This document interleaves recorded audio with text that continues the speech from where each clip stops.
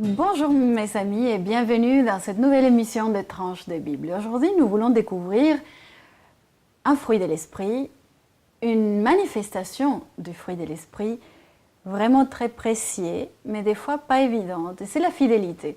Et pour cela, je vous invite à lire dans le livre de Luc, l'évangile de Luc, le chapitre 16 et les versets 10 au 13. Et tout de suite après, on entendra quelques explications. Celui qui est fidèle dans les petites choses est aussi fidèle dans les grandes. Celui qui est malhonnête dans les petites choses est aussi malhonnête dans les grandes. Si donc vous n'avez pas été fidèle dans votre façon d'utiliser les richesses de ce monde, qui pourrait vous confier les vraies richesses ? Et si vous n'avez pas été fidèle en ce qui concerne le bien qui est à quelqu'un d'autre, qui vous donnera le bien qui est à vous ? Aucun serviteur ne peut servir deux maîtres. Il haïra l'un et aimera l'autre. Il sera fidèle à l'un et méprisera l'autre. Vous ne pouvez pas servir à la fois Dieu et l'argent. Ce sont des paroles de Jésus rapportées par l'évangile de Luc entre l'an 60 et l'an 80 de notre ère. Ce sont des exhortations que Jésus a données à ceux qui l'écoutaient pour qu'ils soient fidèles dans les petites choses courantes de la vie.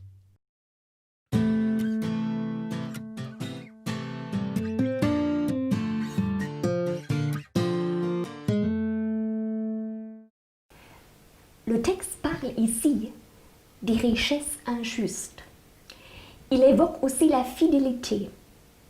En d'autres termes, l'être humain, dans son état d'échec, c'est-à-dire dans son état de rupture d'avec Dieu, recherche des richesses. Il est en quête de se faire valoriser, d'être admiré, d'être aimé, et il invente des stratégies pour aller à ce but. Et c'est pourquoi il y a beaucoup d'injustice, parce que le plus fort va gagner.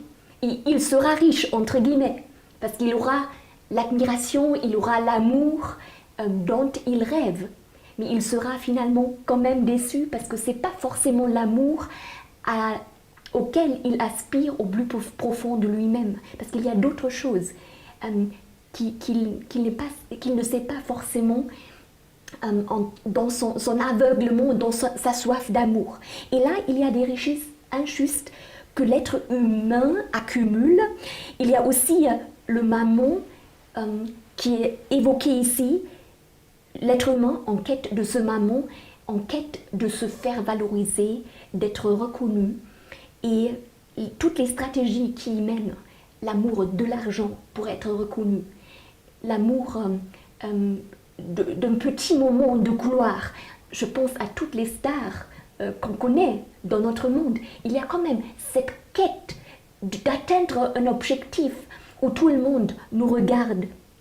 Et là, Dieu entre là-dedans, il dit, c'est pas forcément le mammon qu'il faut servir, c'est pas les richesses qu'il faut accumuler pour vraiment atteindre le but d'être aimé, d'être valorisé, de vivre quelque chose qui est profond, qui est authentique. C'est plutôt la fidélité qu'il faut rechercher. La fidélité qui fait partie de l'être de Dieu, qui fait partie de la vie de Dieu. Et c'est pourquoi, parce que nous avons été créés à l'image de Dieu, cette fidélité était là, était dans nos vies au début de notre histoire, au début de l'histoire de l'humanité. Et c'est pourquoi on aspire tous à cette fidélité.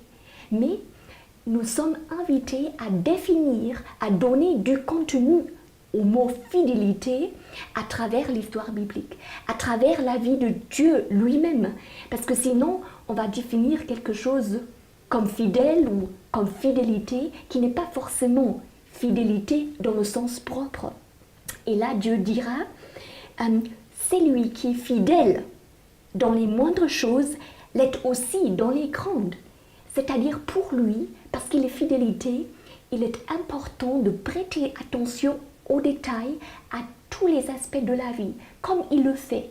Il investit dans ce monde, bien que ce monde est absurde, Mais il est là, il reste à côté de l'être humain, il accompagne l'humanité malgré toute l'absurdité qui l'entoure. Et c'est cette fidélité, mais c'est une fidélité intelligente que Dieu vit. Parce qu'il nous connaît, il connaît chaque individu qui vit dans ce monde et il nous accompagne d'une manière fidèle, mais avec une fidélité intelligente, c'est-à-dire il sait dont nous avons besoin. Et il va nous donner dont nous avons besoin. Il va nous éduquer pour que nous puissions avancer. Et c'est cette fidélité à laquelle il nous invite aussi. Parce que nous sommes appelés à le refléter dans notre vie quotidienne, dans tout ce que nous faisons. Et c'est pourquoi il est important de prêter attention même aux détails de la vie, parce qu'ils font partie de notre religion, de la religion de la Bible. Parce que Dieu aussi, il prête attention aux détails. Et le texte dit, c'est lui qui est fidèle dans les moindres choses, le sera aussi dans les grandes choses. Et nous sommes invités à apprendre cela pas à pas, parce que Dieu est fidèle et nous sommes appelés à sa fidélité. Maintenant, après ces quelques explications, nous rencontrons Michel pour partager quelques précisions idées, personnelles. voilà. Comment ça va, Michel? Bien, merci. Et toi? Enchanté de t'avoir encore une fois. Avec plaisir. Michel, on parle de quelque chose ici. Un texte... Sur la fidélité, oui. ouais. La confiance, dans la traduction qu'on a entendue, Oui, c'est le mot être confiance qui digne revient. de confiance. Ouais. Alors que c'est vrai que dans la plupart des traductions, c'est le mot fidélité. Mais peut-être d'ailleurs que cette traduction de confiance, elle est intéressante parce que le mot fidélité qui est utilisé dans le texte originel en grec, c'est le même mot que la foi, que le fait d'être croyant. D'accord. Voilà. Donc, foi, fidélité, c'est vrai. Voilà, hein. foi, fidélité, confiance. En ce sens, peut-être que, comme on traduit, par exemple, André Chouraki, dans sa Bible, il traduit la foi par l'adhérence. C'est-à-dire que si j'adhère à quelque chose, je veux dire, la foi, voilà, c'est ça, j'adhère à quelque chose, automatiquement, je vais y rester attaché. Et puis, pour toi, qu'est-ce qui te dit ce texte, personnellement? Bon, ce texte, d'abord, il m'interpelle sur cette opposition que fait Jésus. Oui, parce que là, on parle d'être fidèle à un ou à l'autre. Voilà, et puis alors il peut parle de pas Mammon, l'un à l'autre. donc le dieu de l'argent, comme ça Oui, a été oui. expliqué. Alors, il est certain que finalement ce que Jésus dit, c'est soit tu mises dans des réalités, tu mises dans le matériel, La réalité éphémère. éphémère, soit tu mises dans quelque chose de supérieur. Alors, je pense qu'ici, il faut tout de suite quand même nuancer, parce qu'on entend parfois dire, voilà, ça veut dire qu'il ne faut pas du tout le matériel. Non, il ne faut pas être attaché au matériel, mais au quotidien, on a bien besoin de matériel. Hein, on a besoin, finalement. Voilà, on sait qu'il y a des besoins physiologiques, besoin de sécurité, et ça passe aussi par du matériel. Mais la question qu'il est en train de poser, c'est mon adhérence, mon adhésion, je la porte sur quoi? Est-ce qu'elle reste collée au matériel? Si mon adhésion, c'est sur de l'éphémère, oui. Ça va s'estomper. Et si c'est ça mon adhésion, je vais m'écrouler. Si par contre, j'adhère à quelque chose de plus durable, pour reprendre ces mots à la mode, quelque chose de plus durable, à ce moment-là, l'éphémère a sa place dans le quotidien, mais je m'investis sur autre chose. Donc déjà, ça, je l'entends très fort. Oui. Ça veut dire comment tu te positionnes. Et la société de consommation qui est la nôtre, non seulement nous invite, mais nous formate pour miser sur l'éphémère. Oui, absolument. Tout à fait. Et c'est vrai qu'ici, dans la Bible, je pense qu'on a des situations où on faisait des alliances justement pour montrer qu'on était fidèle, justement des alliances peut-être commerciales, d'autres types d'alliances. Alors, c'est vrai que dans la Bible, il y a toutes sortes d'alliances. Dans le Nouveau Testament, notamment, les deux alliances qu'on mentionne le plus, c'est le baptême. Il y a la Sainte Seine qui est présentée aussi comme l'Eucharistie, qu'on appelle aussi parfois, ou la communion, qui est présentée comme une alliance. Dans l'Ancien Testament, il y en a eu plusieurs. Et je pense qu'il y en a une qui exprimait bien ce que Jésus essaie de dire ici. Par contre, c'était barbare. C'est-à-dire c'était barbare, je vais en deux mots, mais j'aime bien pourtant. Pas tellement dans la barbarie de la chose, mais dans le message qui est on ne peut plus clair. Il y avait un rite que deux peuples pouvaient passer ensemble, ou une personne avec Dieu, et Abraham l'a fait avec Dieu, cette même expérience-là qu'on va mentionner. En fait, on prenait des animaux, généralement des génisses ou des veaux, on les coupait en deux, on devait placer chaque moitié d'animal face à face, Oui. et on passait entre les moitiés coupées. Donc, il fallait marcher Voilà. au milieu. Et le moment où on marchait, c'était le moment où on passait alliance. Alors bon, ça peut sembler très... On est au XXIe Oula. siècle, on parle de rite comme ça nous fait bizarre. Ouais. Et c'est sûr que ça renvoie à des temps autres. Hein. Mais je crois que le message était clair. On ne peut pas être partagé Oui. et vivre. Et D'accord, celui qui tout à passait fait. alliance de cette manière-là, il disait, je m'engage fidèlement, j'adhère, donc puisque je porte mon adhésion, je vais être fidèle, et si je ne suis pas fidèle à mon engagement, eh bien que je sois traité comme ces animaux coupés en deux, puisqu'on ne peut pas être partagé et vivre. Oui.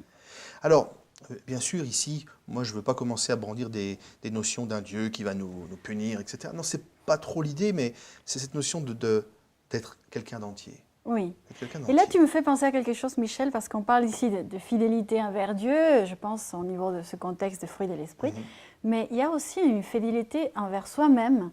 Et une fois, j'ai entendu quelqu'un dire que la meilleure manière, la meilleure recette pour être malheureux, c'est d'être infidèle à soi-même, c'est-à-dire faire des choses que je n'aime pas faire, dans le sens que aller dans une direction dans la vie qui n'est pas la mienne, ou qui ne...